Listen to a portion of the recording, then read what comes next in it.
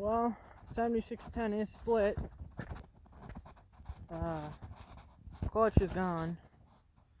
It didn't help that I dropped it on. When I unhooked it, it flipped upside down in the engine and everything. It's fine, I'm pretty sure, but clutch is gone. It's burnt. And I nicked the roof a little, but I was gonna repaint it anyway, so I didn't crack any.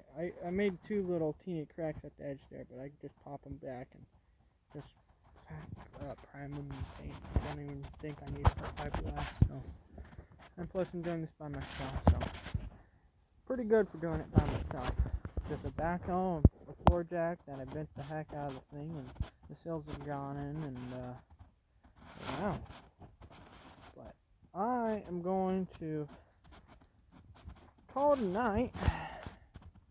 It's freezing cold, and I got the tractor split. Tomorrow I'll take the clutch off, and then I'll figure out how to take the motor off from that whole front end. So I just work on the motor and put it on a stand.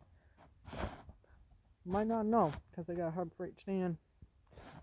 I don't know if it's going to work bolt up. Might have to make a custom adapter, but figure that out tomorrow maybe, or next day. I don't know. Might take a break from the tractor for a little bit. So, thanks for watching. Please subscribe, like, comment if you haven't already, and I will catch you on the next one. Thanks everyone for support.